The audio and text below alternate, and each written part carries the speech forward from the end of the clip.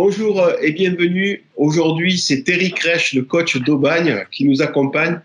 On va débriefer le match d'hier soir qui opposait donc à bon rencontre le Sporting à Aubagne pour un match nul. Bonjour Eric. Bonjour. Salut Eric, un habitué de la maison maintenant. Ouais, ça y est, maintenant Eric, c'est un habitué. Oui. Donc, je le fais volontiers. Ouais, merci beaucoup. C'est gentil et c'est toujours un plaisir. Ouais, tout à fait. Donc, Manu et Jérôme nous accompagnent. Alors Eric, honneur bien évidemment à l'invité. Pour vous, ce 0-0, c'est un bon point ou vous pensez que Aubagne aurait pu mieux faire, comptablement parlant, j'entends? Moi, je pense que c'est un bon point. Je sais qu'on peut dire oui, qu'on a eu des occasions en fin de match, c'est vrai, parce que aussi ils étaient à 10. Mais aussi, il faut savoir que quand une équipe elle mène au score avant, elle prend le score, elle prend la main du match, c'est plus difficile de revenir. Donc Toulon a eu ses premières occasions en première mi-temps, et notamment en seconde mi-temps, quand le ballon arrive devant la but et qu'il met le ballon au-dessus. Ça peut faire 1-0 pour Toulon. Et donc après, revenir égaliser, je pense que ça aurait été compliqué. Voilà.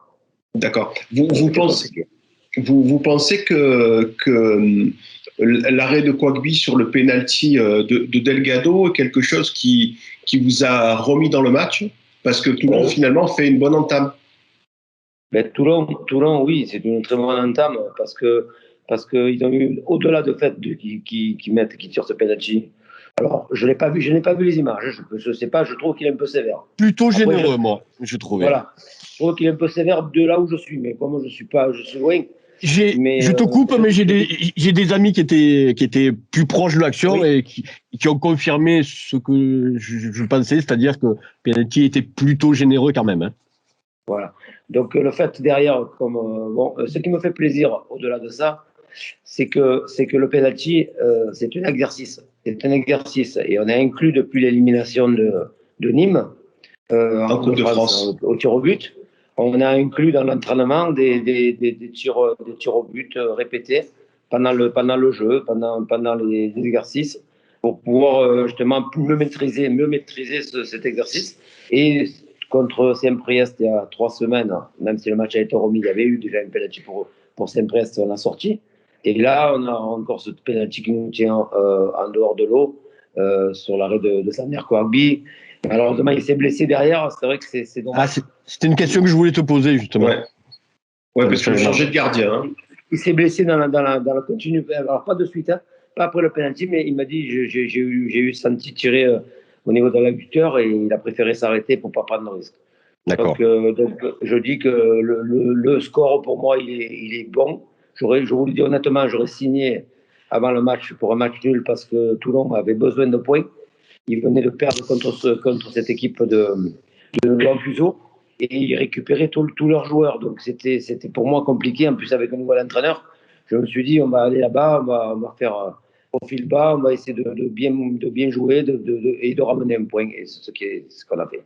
Sachant le manque d'efficacité toulonnaise, entre autres à bon rencontre, hein, puisque ça fait des mois que Toulon n'a pas gagné.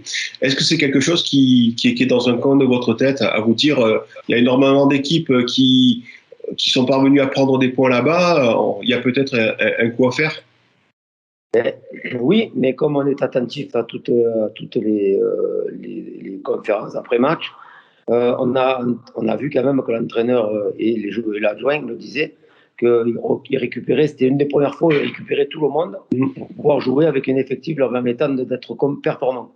Donc on s'était dit, quand Toulon est performant ou quand il est complet, il a quand même des bons joueurs dans son effectif. Et on s'est dit, ça sera compliqué. On savait que ça serait dur. On est plutôt allé avec l'envie de faire quelque chose, au minimum un match nul, pour garder notre dynamique, que d'aller gagner là-bas. Je n'avais pas cette idée, moi, d'aller gagner là-bas. Pourtant, je vous dis honnêtement, hein, je vous dis directement ce matin, dans l'interview, qu'on va tout faire pour battre Gaulle, parce que Gaulle, c'est une équipe où on a perdu 3-0 et qu'en plus, ils sont premiers. On n'aura plus cette détermination pour le gagner que ce que j'avais en allant à Toulon, sans faire profil bas, sans mettre le frein à main. Il faut être réaliste dans la vie. Il y a des bonnes rencontres, c'est une histoire. Toulon, c'est une histoire. Et cette équipe-là mérite de jouer au moins en national, haut de tableau, voire en Ligue 2. Et il faut quand même s'appeler, quand on s'appelle Aubagne, il faut être humble quand même. Justement, vous êtes à 5 points de goal. Avec ce point du match nul et la défaite de Grasse, vous passez second. Dans un coin de votre tête, il y a cette volonté d'aller tenter de chercher le national? Non, pas du tout. Pas du tout. Alors, je vous explique. Pas du tout. J'essaie d'être objectif et être honnête avec moi-même. D'abord parce que je connais un peu le football depuis quelques années. Et deuxièmement, je sais que l'Aubagne n'a pas les structures pour monter en national. La mairie d'Aubagne n'est pas assez proche du club aujourd'hui pour prétendre monter en national. Monter en national, pour moi, c'est pas comme a fait Toulon il y a 2-3 ans. C'est pas comme a fait Marignane il y a aussi 2-3 ans. C'est de faire en sorte que quand on est prêt pour monter en national, on doit y rester. C'est-à-dire qu'on doit mettre les jalons, c'est-à-dire qu'on doit poser les jeunes. Nos jeunes, ils sont trop bas. Toutes nos équipes sont en district. Il n'y a pas de relève. Donc, on ne peut pas se permettre. Il faut être honnête et réaliste. Prenons cette idée-là, peut-être dans 2-3 ans. Oui, ça oui, mais pas maintenant. Ça fait plaisir d'entendre ce type de discours parce que c'est vrai que suite à l'échec de Toulon en national, c'est quelque chose qui est revenu, à savoir que le club n'était pas prêt finalement à pouvoir se maintenir à ce niveau d'exigence qui est la 3e division française. Donc merci finalement d'étayer un discours qu'on a pu tenir sur cette chaîne. Ouais. Oui, moi je sais que, si je peux me permettre, je sais que connaissant des joueurs, des personnes comme Luigi Alfano, que je connais depuis très longtemps, parce qu'on a passé un diplôme ensemble il y a 25 ans et on a toujours eu l'idée d'amitié, je sais que ces personnes-là, ce sont des gens du football. Et quand on ne le prépare pas, quand je vois qu'Aubagne aujourd'hui n'a pas de sponsors, n'a pas le potentiel, n'a pas le stade qu'à Toulon. Et puis Toulon a 2 stades, parce qu'ils ont quand même Mayol. Donc, moi je le répète, Toulon, avec l'histoire de Toulon, on a joué en national. Et je ne comprends pas, je vous dis honnêtement, pourquoi comme Toulon, comme Cannes, comme Martigues, comme Istres ne jouent pas en national dans le sud. Il faut que ces équipes comme Toulon soient en national ou en Ligue 2. On est trop pauvre au niveau national. Et Toulon fait partie de ces équipes où je me pose l'interrogation, me disant, il faut qu'ils y arrivent, quoi. Il faut qu'ils y arrivent. C'est mal barré. Eric, combien de budget, s'il te plaît, Aubagne? Pour nous, votre budget? 500 000 euros. Voilà. 500 000 euros. Donc, j'avais raison de dire 4 moyens. On ne peut pas rivaliser avec des équipes. C'est pour ça que quand je vous dis que je suis réaliste en me disant aujourd'hui, c'est le travail. C'est le travail qui fait la différence avec mon adjoint et Marcel Dib qui font un maximum pour récupérer des joueurs à moindre prix avec des talents et les faire travailler. C'est tout un tout qui fait qu'aujourd'hui Aubagne est là où il est. Mais après, si tu n'as pas d'argent, tu ne peux pas espérer jouer au plus haut niveau. Richard, Jeannot, écoutez bien ce que vient de dire Eric. Travaillez les gars.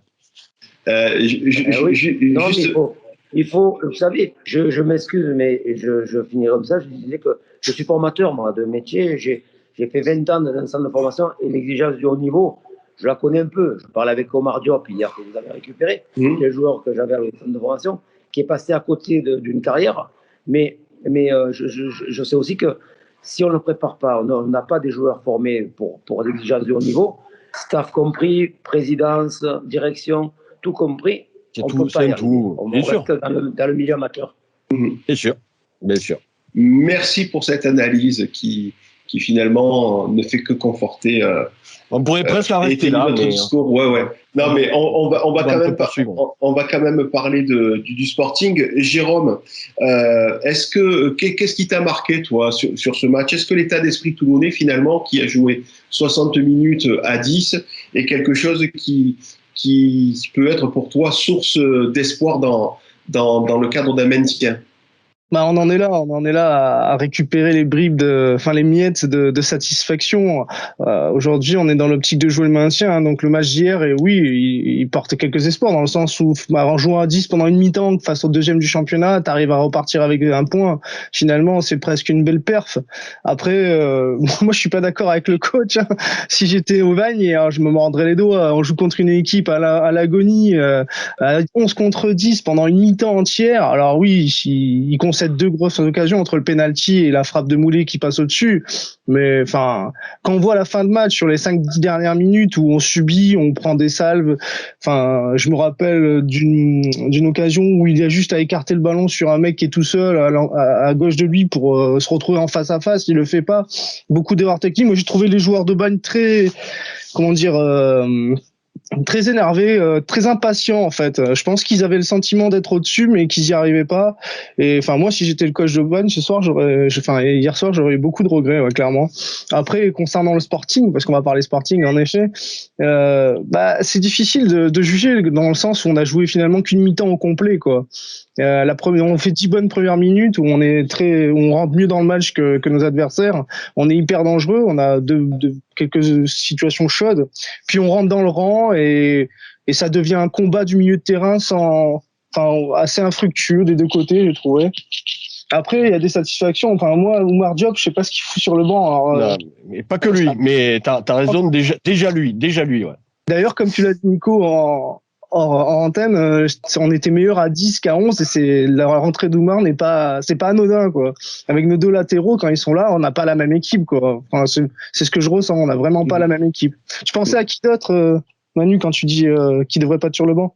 Ou qui sont même pas sur la feuille de match, peut-être. Il y en a qui sont même pas sur la feuille de match. Mais alors, c'est là où je voulais en venir parce que, bon, je vois bien, hein, maintenant, ça va être d'ailleurs les faux débats, hein, Moulé, Delgado, oh là là, ça va pas, ils sont plus bien, tout ça. Oui, mais ça, c'est la résultante de tout ce qui est en amont. Moi, je voulais souligner, j'ai pris les 2 pires attaques des groupes.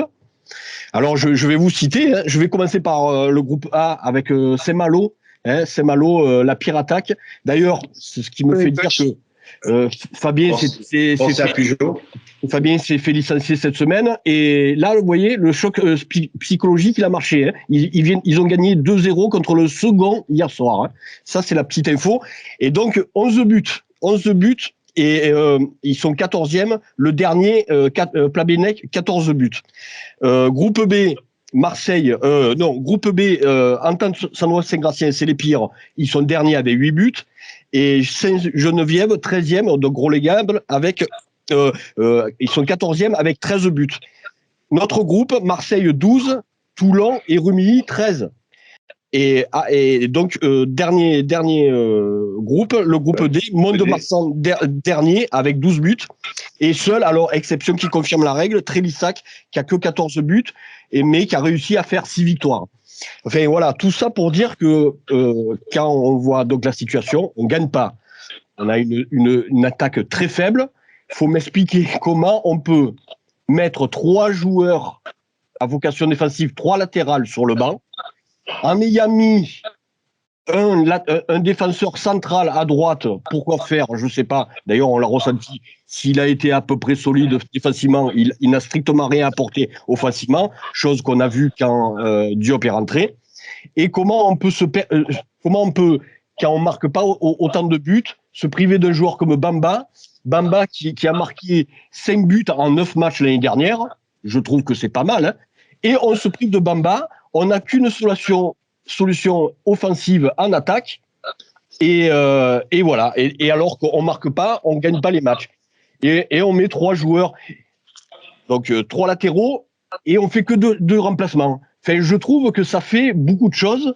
En 2 matchs, déjà, ce coach aurait tendance à me sortir un peu des yeux dans ses choix que je trouve complètement lunaires, quoi. Je trouve ça Laborde, Diop. Enfin, ça fait beaucoup. J'avais déjà ce constat quand on met Diallo à la place de Bamba le match d'avant, alors que, bon, déjà sur la qualité de joueur, je sais pas comment on peut préférer Diallo. Et quand on sait que Bamba avait fait 2 matchs à 1-1, et Diallo n'avait pas fait de match, donc il avait déjà un certain rythme. Mais on s'en prive. Là, hier, il n'est pas encore sur la feuille de match. Enfin, je vois, on écarte des joueurs. Je comprends pas pourquoi on marque pas. Enfin, le constat, on peut toujours dire Delgado, Moulé, ils ont manqué le manquable, ils sont ci, ils sont ça. Oui, d'accord. Mais le chef d'orchestre, c'est quand même le coach qui fait des choix. Et ces choix, pour le moment, je les trouve très mauvais. Et la preuve, c'est une défaite et un nul hier soir. Voilà. Donc, Après, comptez pas sur moi pour affiger des joueurs. Il y a beaucoup à faire. Et après, je dirais autre chose sur le milieu de terrain d'ailleurs, mais je vous laisse continuer. Oui, Moi, je voulais je suis sévère quand même. Attends, juste, je voulais dire, Ah oui, pour les gens qui... C'est sévère, on est à un point du relégable, je suis sévère, oui, je sais. Par rapport à hier, je te parle. Oui, pour oui, les bah, gens qui hier, n'auraient pas lu... on n'a pas gagné, hein, 0-0. Pour les gens qui n'auraient pas lu l'avant-match coup de gueule sur le site du MAO écrit par Manu, je vous le dis, il est très énervé. Hein. Et je vais pas avoir tendance à me calmer avec les choix que je vois hier soir, parce que moi je pointe vraiment beaucoup du doigt.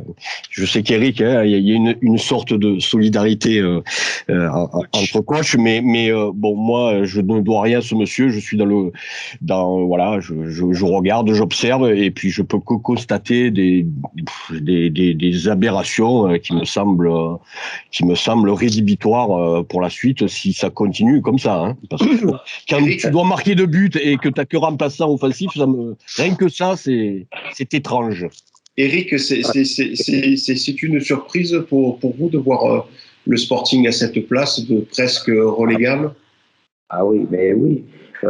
Oui, bien sûr. Bien sûr. Je vous dis honnêtement, si on parle budget, on parle qualité de joueur, c'est nous qu'on doit être à leur place. Je suis honnête avec vous. Avec 500 000 euros de budget, je pense que c'est nous qu'on doit être dans le cadre de Toulon. Et Toulon qui est dans notre cas. Moi, je pense aujourd'hui qu'il ne faut pas non plus tirer sur l'ambulance. C'est mon avis, hein, c'est un ressenti. Il faut laisser le temps aux entraîneurs, quand ils arrivent, de prendre un petit peu la température du club, de voir un petit peu ses effectifs. C'est vrai, moi j'ai vu Bamba, parce que je suis allé voir jouer Toulon contre l'UG Ardiv en R1. J'ai vu Bamba jouer, et c'est un joueur, c'est vrai, qui a des qualités.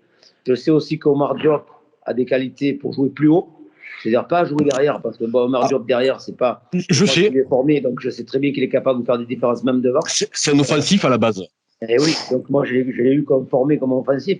Donc je me dis tout ça, c'est bien que vous donniez vos avis, que vous soyez assez directif et intransigeant, et c'est très bien, il faut le faire, parce que vous savez, tout entraîneur, toute personne qui prend des informations de votre type a toujours le temps l'envie de les analyser et se dire peut-être que j'ai pas tout, on ne m'a pas tout dit au club, et donc peut-être qu'il faut lui laisser le temps de voir un on en a plus trop, on en a pas trop de temps.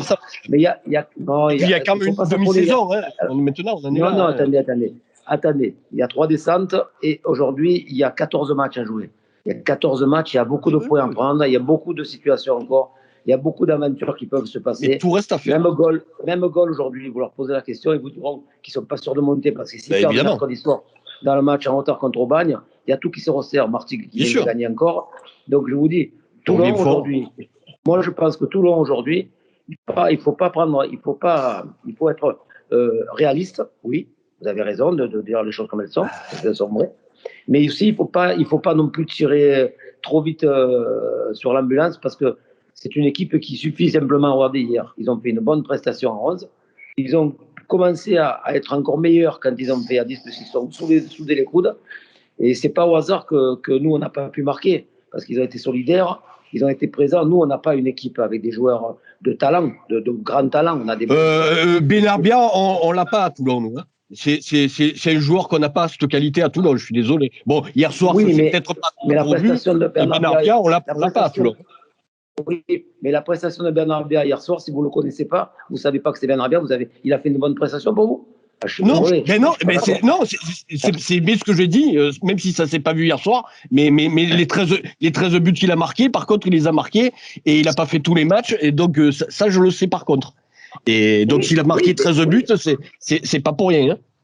Je suis d'accord avec vous, mais je dis hier soir, il est passé un peu au travers. Bon, très bien, heureusement que, oui, les joueurs sont perfectibles, hein, mais moi, j'aurais aimé voir un joueur qui passe au travers, mais qui m'a marqué 13 avant. Hein. On en est très loin, nous. Hein. Oui, je suis d'accord. Ouais. Mais ça veut pas dire que Toulon ne s'en sortira pas. Moi, je suis honnête avec vous. Mais moi, je dis pas ça. Sur ce que j'ai vu hier, je pense que vous vous en sortirez. Mais coach, il faut garder à l'esprit qu'en fait, nous, les supporters, si on est un peu dans cet état d'esprit, c'est que vous parlez du Sporting qui n'a rien à faire en National 2. Vous l'avez bien dit, ça. Exactement. On reste quand même sur 25 ans d'amateurisme.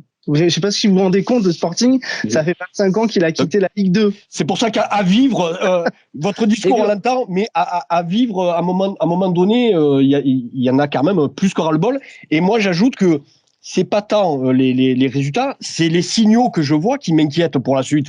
Moi, je vous dis, quand je vois qu'on met pas Bamba et qu'on met 3 défenseurs latéraux et qu'on a des pires attaques de tous les groupes confondus, bon, je comprends pas et je trouve que les signaux ne sont pas bons. Moi, c'est plus les signaux qui m'inquiètent que le fait de bon, oui, si, ça, le reste. Et je me dis bon, mais je me dis que s'il reste dans cette optique-là, quand tu dois gagner un match, que tu fais que de remplacements et je peux comprendre que tu fais que de remplacements puisque tu n'as qu'un joueur réellement offensif. Enfin, il y a des trucs que je comprends pas et qui sont inquiétants et que je peux me dire que pour la suite c'est pas ça fait peur, d'autant que encore une fois, hein, vous voyez, Saint-Malo, Fabien Bugeaud qui se fait qui est limogé cette semaine. Eh ben hier, Saint-Malo qui était la pire attaque de tous les groupes, eh ben il gagne 2-0 contre le Dauphin. Donc ça veut dire que voilà, il y a des chocs psychologiques qui peuvent arriver et c'est sûrement que les gars ont dû faire des choses qui n'avaient pas été faites avant et là j'ai l'impression que Poinsignon est dans quelque chose qui sonne faux pour l'instant, quoi.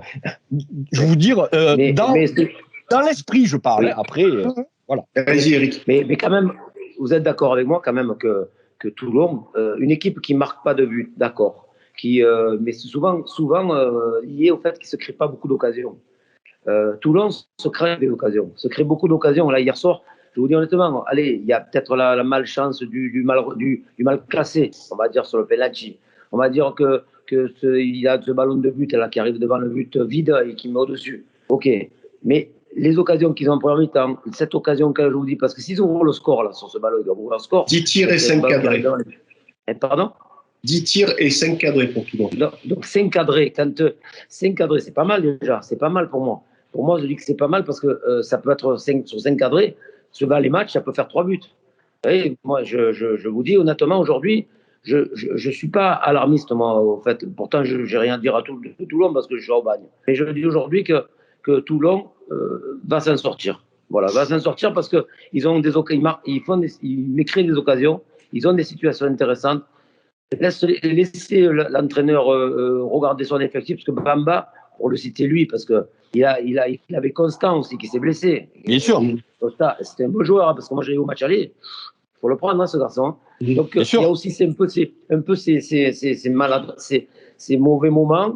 Et je pense que vous allez vous voir, dans quelques matchs, vous ne parlerez peut-être pas de la même façon. Il y a quand même 14 matchs. 14 matchs, c'est beaucoup. Moi, j'entends bien, je sais. On se donne rendez-vous dans 5-6 matchs. Voilà. Si vous Jérôme, tu trouvais tout à l'heure l'analyse de Manu un peu sévère. Tu peux nous dire pourquoi ? Je sais pas, je voulais être un peu modéré. Si on parle factuellement du match, bien sûr, Manu a raison. Sur certains choix, on peut se poser des questions. Bamba qui est pas là. Ça fait 2 fois que je vois le match, une fois sur Fuch, une fois en direct. Par exemple, Simpara, je suis hyper déçu, quoi. Sur cet apport au même niveau que Diallo, je trouve que c'est des attaquants. J'ai du mal à croire que ce sont des avancantes qui vont nous apporter quelque chose. Vraiment, tu vois. J'ai envie de parler factuellement d'un joueur. Clairement, tant pis, j'ai pas envie de le descendre, je m'en fous. Mais c'est ce que j'ai vu hier, je trouve qu'il apporte absolument rien dans le jeu. Il obtient le penalty. Bon, voilà, il est généreux. Le premier match, il marque sur une offrande de Diallo alors que le but est vide. Enfin, tu vois, je trouve rien d'extraordinaire. Et sur le match d'hier, je l'ai trouvé vraiment, bon, c'était pas un cadeau, hein, on lui balançait beaucoup de ballons à la rue, mais le problème, c'est qu'il gagnait pas un duel devant. Mais bon, ça, c'est le côté factuel. Au niveau des joueurs, comme tu dis, le choix de Diop sur le banc, on sait pas trop pourquoi, mais c'était un mauvais choix, évidemment. Quand tu dois marquer, autant mettre des joueurs offensifs qui apportent satisfaction. Diop sur le banc, il y a aucune raison, à part si en interne, il y a eu des problèmes, mais sinon, il y a aucune raison. Bamba, comme tu dis, sur le banc, t'as personne. Moi, je le mettrais titulaire à la place de Simpara. Je vais aller plus loin, tu vois, que ce soit clair. Voilà. Après, ou à la place de Sao, d'ailleurs. Par exemple. Mais après, si on est factuel hier, sur le match d'hier, je suis désolé, c'est pas la faute à Poinsignon si Delgado rate son péno, c'est pas la faute à Poinsignon si Moulé la met 2 mètres au-dessus. À un moment donné, c'est pas la faute à Poinsignon si Baba Touré se prend un carton rouge. Enfin, à un moment donné, il faut être honnête aussi, tu vois ce que je veux dire? Ouais, enfin, une fois que tu as dit ça, très t'as bonne rien dit. réflexion. Ouais, enfin, je suis pas d'accord. C'est mon avis, c'est mon avis. Je dis pas que Oui. j'ai raison. Ah non, non, mais moi, Il a raison. je vais donner le mien et je vais pas dire que j'ai raison. Hein. Mais je dis aussi que c'est à l'entraîneur justement à mettre ses joueurs en confiance. Alors la confiance, elle va pas arriver comme ça et tout, mais je veux dire, quand on perçoit qu'il y a déjà, au bout de 15 jours, qu'il y a déjà des joueurs qu'on met à la cave et tout, excuse-moi, si tu agis comme ça avec certains joueurs, ça veut dire que sur l'ensemble de ton groupe, je sais pas si tu fais les bonnes choses pour mettre les personnes le plus en confiance possible. Et j'ai pas l'impression que c'est au coach de donner la confiance aux joueurs. Je sais pas ce qu'en pense Eric. Moi j'ai toujours pensé qu'un joueur, t'en fais un peu ce que t'en veux. C'est-à-dire que si t'as envie qu'il soit bon en sachant entre guillemets le prendre, il y a beaucoup de psychologie là-dedans. Tu peux changer un joueur en très peu de temps je veux dire le même joueur suivant comment il est coaché c'est quand même connu qu'un coach il y a certains coachs qui font tourner leur équipe, on dit à 100% ou 120%, et puis d'autres qui sont en dessous, qui font tourner l'équipe en dessous de sa valeur intrinsèque. Bon, c'est au coach à faire tourner l'équipe à 100% de sa valeur intrinsèque. Et ça, c'est la responsabilité du coach. Je suis désolé de vous le dire.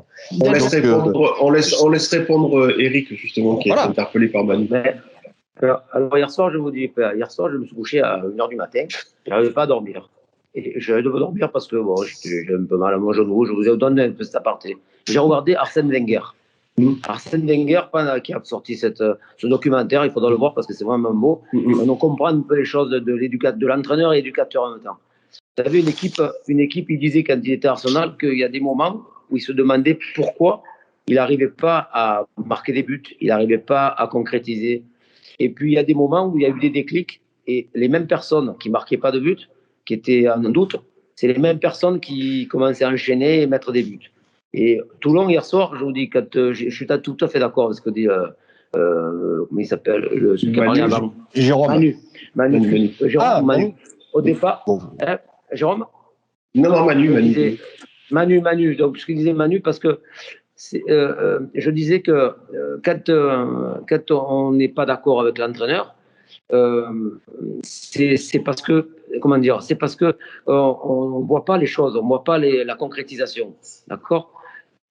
Quand on dit donc pas Manu, mais Jérôme, à ma droite, Jérôme, il dit aussi, c'est pas sa faute si il marque pas de but, si les ballons ils les mettent au-dessus. Et c'est vrai, intrinsèquement, quand on est joueur, on est entraîneur, on est sur un banc, on fait tout pour que l'équipe marche. Mais quand un joueur il fait des fautes graves, quand un joueur il met au-dessus, quand un joueur il manque un penalty, il y a beaucoup quand même une part de responsabilité des joueurs quand même. Il n'y a pas que l'entraîneur. L'entraîneur hier soir, s'il mène, il peut mener 2-0. Il peut mener 2-0 à la mi-temps. Et malheureusement, avec le contexte, vous savez, quand vous avez dans les tribunes, j'ai été un peu choqué, moi.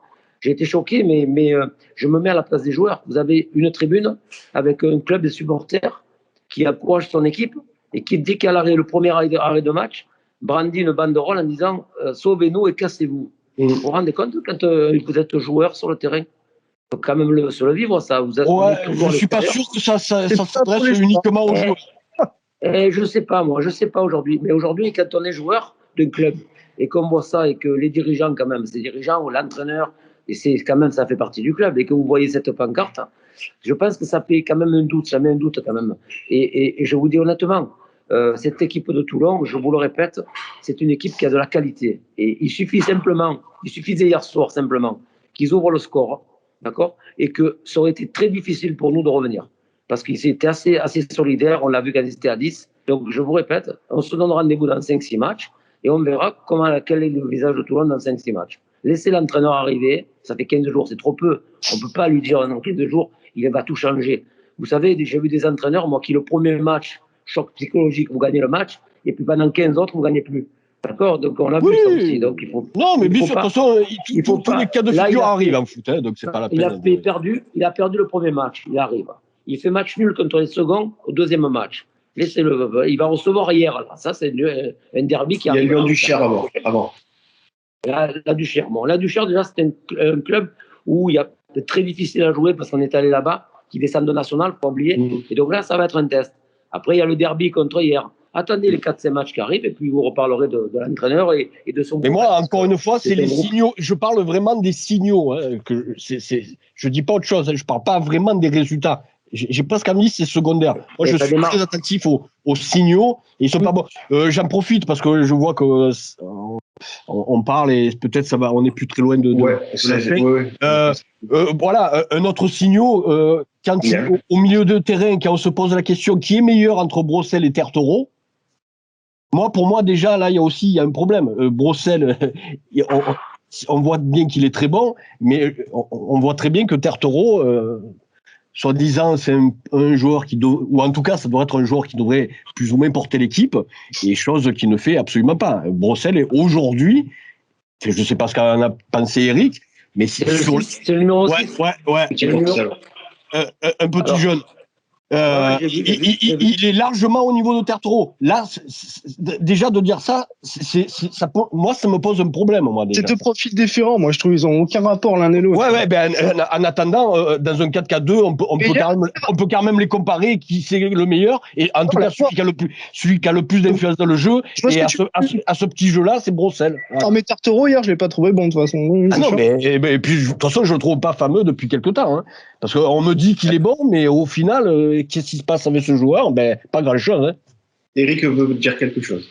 Alors oui, donc je disais, les deux joueurs qui étaient au milieu de terrain, le 26, c'est ça, le 6 qui était au milieu de terrain hier, ils ont été très très bons dans les premiers quarts d'heure, parce que le 6, là, il a fait des percussions, il a éliminé. Il percute en plus, ouais, bien sûr. Voilà. Bien sûr, il est généreux. Il a été très bon et c'est pour ça que j'ai demandé à Benarbia à un moment donné, je ne sais pas si vous avez vu, au bout de 10 minutes, je lui ai dit maintenant tu vas le prendre parce que si jamais tu ne le prends pas au départ, il va te faire la misère. Il va nous percuter. Et d'ailleurs, il y a un duel que Brossel remporte face à Benarbia à un moment. C'était assez impressionnant. Ouais, c'est pour ça que je lui avais dit à Mokhtar, j'ai dit Mokhtar, il faut que le 6, tu le prennes plus haut pour qu'il ne puisse pas prendre de vitesse. Et que dès qu'il a commencé à le faire, c'est vrai qu'on a commencé à le voir moins pénétrer comme il faisait dans les 10 premières minutes. Mais c'était un très bon joueur, ce 6. C'est le joueur qui m'a le plus impressionné hier. Merci. Ouais. Merci. C'est vrai, je vous le dis. On est d'accord. Voilà. Avec nos latéraux, franchement, nos latéraux, ils sont excellents. Que Benarbia a fait son travail. Oui, elle fait latéraux à gauche. Il y a eu des soucis défensifs en deuxième mi-temps. Mais comme tu dis, il faut prendre des risques pour marquer. Des fois, ils sont un peu trop. Avant. Non, mais c'est vrai que. Raison. C'est vrai qu'on est passé à 3 attaquants. Je ne sais pas si vous avez vu quand ils ont pris le rouge. J'ai resté peut-être 5 minutes. Je l'ai envoyé chauffer Nopok, qui doit marquer. Il a 2 occasions pour marquer. C'est vrai Nopok Mendy, oui. Donc on est passé à 3 attaquants. C'est pour ça que ça a créé plus de difficultés. Parce que là, ils avaient 3 joueurs face à eux. Et c'était plus compliqué pour l'arrière gauche. Parce qu'il va très vite. C'était une TGV, Mendy. Ça va très vite. Très vite. Et même Gazaoui, j'ai bien aimé ton latéral droit qui était hier. Hein, c'est un très très bon joueur, ça. Très bon joueur, ça. Il était sur le banc parce que. Il fait une bonne rentrée, d'ailleurs. Très bien. C'est pour ça que c'est un titulaire. Hein. Il était sur le banc parce que, quand vous savez, moi, je nourris le club, l'équipe d'un état d'esprit. Quand tu n'es pas là le match d'avant parce que tu as des problèmes particuliers, mais bon, tu travailles quand même. Tu es pris dans un club, tu es payé. Donc, tu es salarié d'un club, donc tu dois répondre à des exigences. Il a préféré partir voir sa famille. Donc, après, quand tu reviens, tu n'es pas titulaire, c'est tout. Tu peux être bon, tu n'es pas titulaire. Voilà, c'est mon état d'esprit, mais il peut s'appeler Mokhtar Benarbia, il peut s'appeler n'importe lequel. S'il ne rentre pas dans les clous, tu es sur le banc. Et c'est l'état d'esprit qu'on a au banc. Il n'y a pas de passe droit. Il n'y a pas de passe droit. C'est pour ça qu'il n'a pas eu. Et non, il n'y a pas de passe droit. Bon, je tiens un peu de la formation et je pense que depuis 4 ans que je suis au Bagne aujourd'hui, je pense que ça marche parce que la rigueur, elle doit être prioritaire au talent du joueur. Voilà. On a un garçon comme le petit Sander Benbachir, pareil, la semaine dernière, il est arrivé en retard, il est sur le banc, il est sur le banc. Pourtant, il était titulaire au départ. Il est sur le banc, il est rentré à 20 minutes de la fin, c'est tout. D'ailleurs, il loupe aussi ce ballon enroulé, là. C'est lui, non? Oui, mais regardez, je parlais de budget, de joueurs, de budget, de talent. On est allé à Louan-Cuso, on est 2 partout. Il reste 3 minutes à jouer, quand même, un peu comme hier soir. le garçon Kubota là, qui a signé à CN-Priest, prend le ballon, même côté que Sander, il passe, il rentre, il enroule le petit filet, but 3-2, c'est rangé, on a perdu. Et là, hier soir, j'ai dit à mon président, j'ai dit voilà, la différence entre le joueur de talent et le joueur qui a en devenir, parce qu'il est jeune, c'est un garçon qui a 23 ans, qui a en devenir, eh bien, la différence, ça fait que tu ne gagnes pas le match. Et au Bagne, aujourd'hui, ben, on est dans cette situation-là. On n'a pas vraiment d'attaquant capable de tuer les matchs, notamment quand on a des occasions pour. Voilà, c'est pour ça que hier soir, je le dis, je répète, c'est vrai que c'est dire ouais, petit bras au Bagne, ça ne doit pas être satisfait, mais je répète encore, si Toulon ils ouvrent le score, je pense qu'on n'aurait pas vu comme ça. Donc je dis que le match nul, pour moi, il est bien. On n'a pas les attaquants pour ça. On n'a pas le niveau requis pour jouer le national ou jouer la montée quand on voit les équipes qui sont devant nous, comme Grasse, qui ont des attaquants percutants, comme Gaulle, qui ont des attaquants percutants. Et donc, Toulon, hier soir, je vous le dis, je vous répète, rendez-vous dans 5-6 matchs et vous verrez qu'il suffit simplement d'un déclic pour qu'ils commencent à marquer des buts et que derrière, ils puissent enchaîner. Et je vois, c'est mon avis. Hein, c'est mon avis. C'est mon ressenti. Allez, on va rester sur cette... Convaincu, hein. Je suis pas convaincu, mais bon, je sais que je connais un peu les joueurs et je me dis que Toulon, avec son public, avec simplement, il suffit de faire... Il n'y en a plus de public, Eric. Oui, il y en a plus. Je vous dis pourquoi ça. Parce que je connais le public à Toulon. Il y a du monde quand ça marche à Toulon. Donc, il suffit simplement de gagner un peu des matchs. Ils vont revenir. S'ils gagnent les matchs, ils reviendront. C'est une ville de football. On peut pas. C'est une ville de football, Toulon. Ouais, voilà. Mais qui a fait 25 ans d'amateurisme. Donc, c'est vrai, je vous l'accorde. Mais peut-être qu'un jour, parce qu'ils ont des moyens, Toulon a des moyens. Peut-être qu'un jour, ils trouveront les personnes compétentes ou qui correspondent aux Toulonnais, qui correspondent à la ville pour monter. Hein. Il faut pas être, on a les moyens, mais on n'a pas les compétences. Mais quand on les prend encore, je vous dis honnêtement, si Toulon n'avait pas de budget continu, je vous dirais que c'est vrai que quand on a un bon budget, il faut le faire. Il ne faut pas manquer il ne faut pas passer l'étape. Et je pense que Toulon, chaque année, a un budget qui leur permet, je dirais, d'essayer de trouver des personnes qui correspondent à quelque chose qui ferait que Toulon monterait. Moi, je vous dis honnêtement, aujourd'hui, j'espère fortement que Toulon trouvera les bonnes personnes pour qu'ils soient adaptés à ce qu'ils recherchent et monter d'un cran. Moi, je le vois comme ça dans les années à venir. Voilà. C'est mon avis, hein, c'est que mon avis. On le saura bien assez tôt, je pense. Juste pour conclure, merci Eric. Je voulais juste effectivement dire qu'avant de penser au derby face à Hier qui aura lieu donc le mercredi 16 octobre, Jérôme, le Sporting va rencontrer la Duchère la semaine prochaine à Lyon. Oui, déplacement à Lyon-Duchère qui vient de faire nul à domicile contre Hier, il me semble. Ils ont fait nul. Ouais. Une équipe qui doit pas loin de jouer le maintien aussi, je pense. Donc ce sera un match un peu à haute intensité pour pas descendre.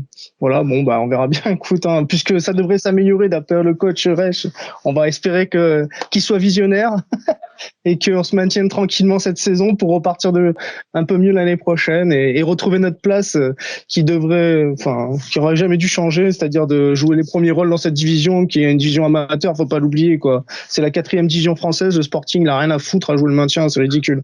Enfin bon, faut croire qu'on n'a pas très progressé en intersaison, faut croire. Merci à toutes celles et ceux qui nous ont suivis. Merci Eric encore une fois. Ouais. Merci Manu et Jérôme. Merci. Et puis on se revoit bientôt.